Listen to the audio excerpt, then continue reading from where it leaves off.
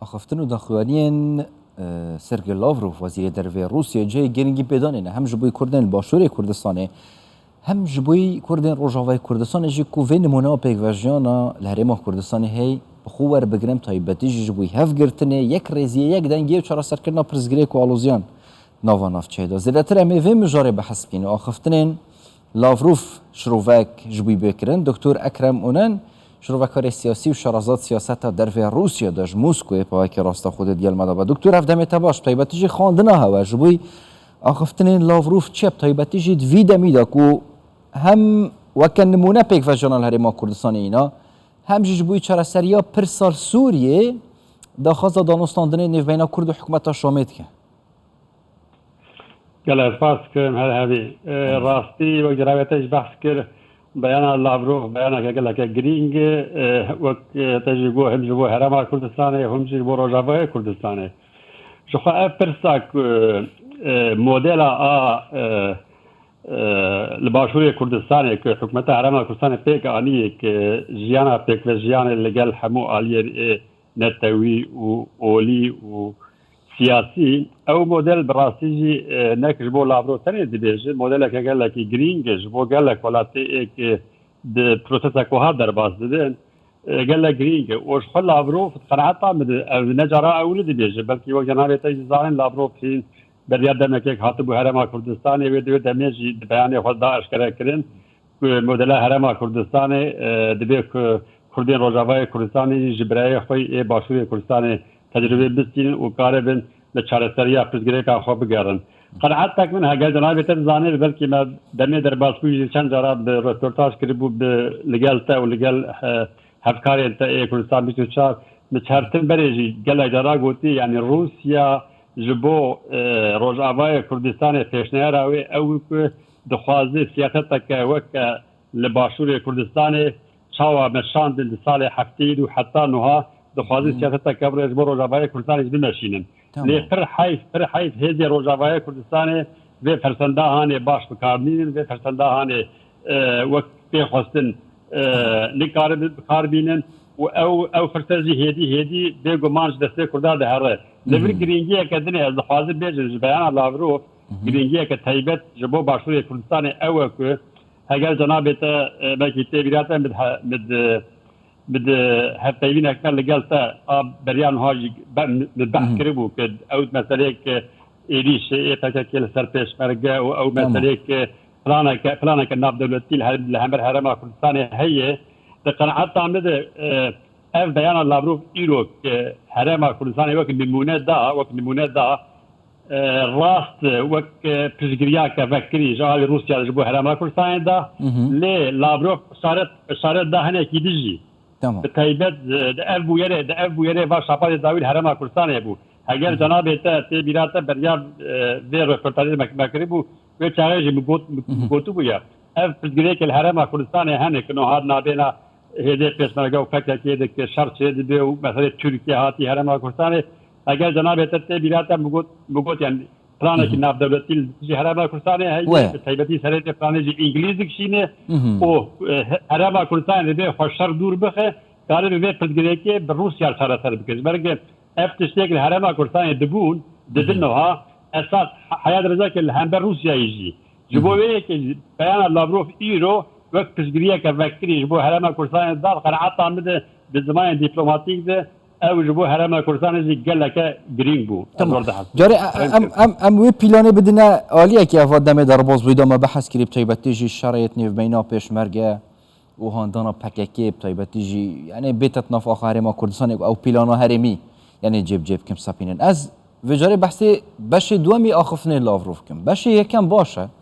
پیک وژیان که نمونه اینا جبوی کردین روجاوی کردستان لی بشه دوام پرزگری که اوجی دانستاندنین کردات گل حکومت شامی اگر دانستاندن گل کردات کرن اتوماتیکا و کردا اعتراف حکومت شامی کرد که حکومت که اعتراف بین کری ابتای بتیجی پشتی هالبجارتنین ویداویین که اسد دیسا بوه سروک سوریه لوی دمی پرزگری دی بو کردان چه با اگر دانستاندن گل کرن یان جی دی ببر ریاکت چهار سریا گشگیر جبوی سوریه دراستی هات پرسته که گله که گرینگ بو راست یعنی لي هرشقاس أهل بجارتي بداويك لسوري تشيبون هرشقاس جالي نابل التبيد هناك ولات كوك قولت أهل بجارتنا أهل بجارتي يا صايبون أهل بجارتي ديمقراطيكون أهل بجارتي بيتر وقبيك آلي هات شكرن هرشقاس وهاتي قلت لي دبي أم جدير نكن اف حكم ايرو سوريا هي اف رجيم سوري كبشار اساس روكاتاوي دك انه حتى نهاجي ليكتيانا دوا وقف فرمي بربرس دولة سوريا تناسكرن دبي امويا قبول بكن اولاتيك هالبجارتين ديمقراطيك قبول نكرن وك قوتن ام هالبجارتنا الناس تاكجي لي في رجيمي وك رسمي ليكتيانا تواك بربرس حكومة سوريا قبول دكن شوف ابل جريك جنابه تزان درلي بريجي دي وقت تزان هندمي دربي دستيكا شرعي سوري دستيك ريوي تاغي قال لك ولا تناد قلت ان رجيما اسد ناسنا كان رجيما اسد يدي هبونا خويا صاي حقوقي والباكريه لي باش يجي فيش تيجي تزان فيش تشالتي ساكت اورتي قلت يدي ام بي رجيمي قبول دكن لي اب رجيم دبي وهرتنا بك رفورما يعني از خاص بين شلفر اف برسيوري لغور كونجكتوري لغور روشا سياسي لغور قوتي لغور روشا هي بيجو هرتن جارجارا ام بيجن اشتكن جارجارا من دكن ليه دبي ام قبول بكن ايرو وك جاري نتوي قرتيجي وحقوقي وك حقوقنا نتوي وجاري رسمي جدي رجيم سوري ايرو تمثيل سوري دكل الشامي او تمثيل دك جاري كرداد هاجر ام ليه بدير جاري كرداد يعني دبي كردي روجافا في بيانات لابروف ايروجي قال لك جرين بقرن وقت على هيك كرداد بهر كرد بين خواهاي ببن كرد بين كاربن شخر شاورة كيبكن وكاربن رياك شخر هالبجير يعني يدي كرد نكاره ورا من ملانا بغربير وبروسيا وبسوريا ودبيش فر كاربن رياك بجيرن تشتكيدني از خاطر بيجم بيان لافروف حاجه جنابته غدار جت بخوجي غدار كر يعني لافروف شرطك دا که دربی پیاده هزک لسوری که راستی خوازن پرزگریگا کرد چاره سر بده او هزانات به کاربن جخور سیاست که استقرار بمرشینن و کاربن د چارچوا سوری ده پرزگریگا خود چاره سر بکن لبر پرزگریگ چیه یعنی روسیا قبول بکه که راست رژیم سوری ناخذ دخوازه کرده قبول که رژیم سوری الهمبر کرده هنگ سیاست عشت مشی لابرو بخواست بیانات خود اشکره کردی بیجه هم بیاد زانن لی دیاره لابروف به بیانه قناعتك موريه حتى درجات تشتي جبينا بوتين و بايدن جي اوجي اشارتك كدني از خاطبين جبو كردي روجافا وجبو باشوري كردستان جي يعني از حسيب جبينا بوتين و بايدن جي دي برسا كرداري صحافي روجاوي و اف بيانات لابروف ايرو دا اشارتك بوزيتيف جبو كردات جبو باشوري كردستان وجبو روجافا كردستان جبو ويد يعني هزه لروجافای کردستان هگر پیاده لخواهای بده پیاده خوش خطا پکه به دور بخه پیاده کارب سیاست که ملی بمشینه جیر شانس هینا هی هر چقدر درنگی هر چقدر قال لك فرصت بردانجی لهیجی جیر شانس هی کارب به انا کثیر گروپین الهف بکه و کارب خالیه قال لي پر حیف از نمره بکی پسیمیستم لی از نمره بکی واقعی مجید به ام سیاست تجید واقعیت قال لك گرینگل تو هیب یک بتفنک پیاده به سیاست خوی ایرو به شرع خوی ایرو بکاره به لگل انا کسی لگل آلیه کردی ادنه کارب یکی که آوا بکه لبر پرسا گرینگ هیه جبیان لابروف تشتکی گرینگ لابروف اشارت دا هیزن دربی پیاده يعني قلت يا او هيزي كرد رياليستن يعني واقعين او قارب سياستك معقول بماشين قناعتي من او بيان لابروف بيترجموا هيزي دربي بيادي بو لفل حاسين وظيفات كثر بستا انا كسي وهيزي جروب بارتي كن هر دو ايادنا او قارب شغل هاف بجدن ودناف هاجر هي ديدار بزاف بيادي جد هنا كي واقعي هبن او القلوان بكن دوار الشانس هي روسيا ذكرت بنابنشي وأزم خنوا هالبوك ومجي عالية قال لك طرفي دبلومات دكتور بس أنت تشتكي واقعي جي بيجين قال جارا كرد روجافای كردستاني تايبتيجي حتى تفيدا ميدا كتينات نيف بينا نالو بزمارة دوا كامب كردي داد بيجين تايبتيجي بريارداني يعني دماغو نزيكي عالية روسيا كان أمريكا درد كيفال سر بلانو برنامه وبرجاندية دماغو نزيكي أمريكا كان روسيا بشدتي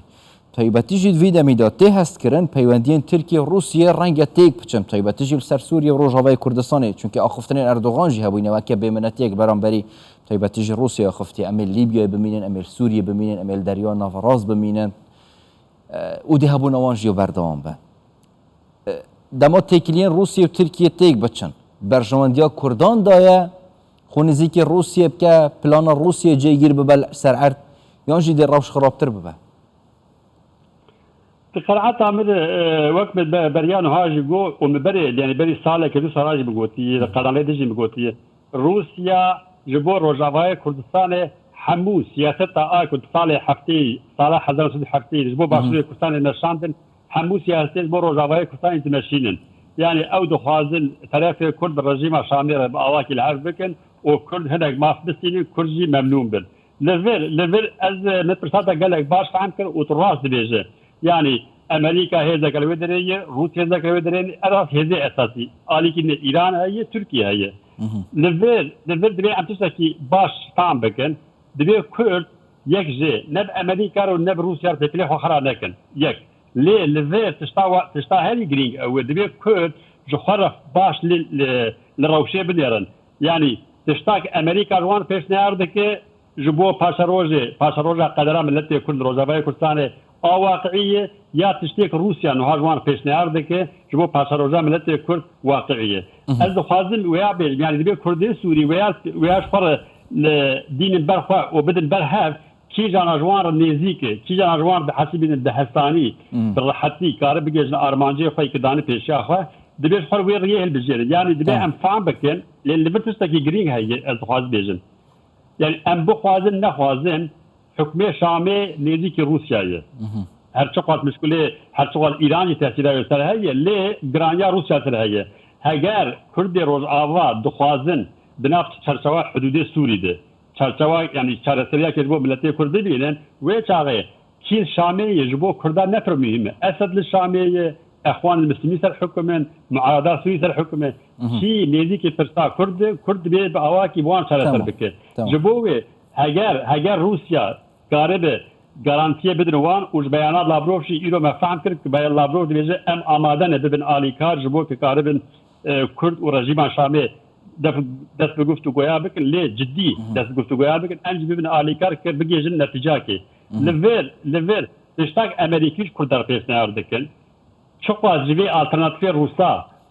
şeytire واقعيتire دبي ام بدن برهاب قناعتك مو وقت ازلي وقت از وقت شاوا از شورا از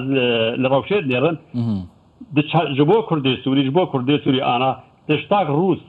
هاجر براستي كردي سوري قاربن يعني روجافاي كسان قاربن جفر خبر السر هاف جلسه كما قلنا شيء بروسار الهاف بكن والرجيم سامير قاربن ديالوج بكن شرطريك بكن نك اهري باش اول جتشتي دستمر هي اهري نزيك واقعيات يا اول نك رنگا ببا بنگاك جبوی چاره سرکرنا پرزگیری کان دوفرا برای دکتر اکرم اونن شروعکار سیاسی و شرازات سیاست در روسیه در موسکو برای اسکایپین گلمه دابون زور سپاس با دکتر گله سپاس هر بج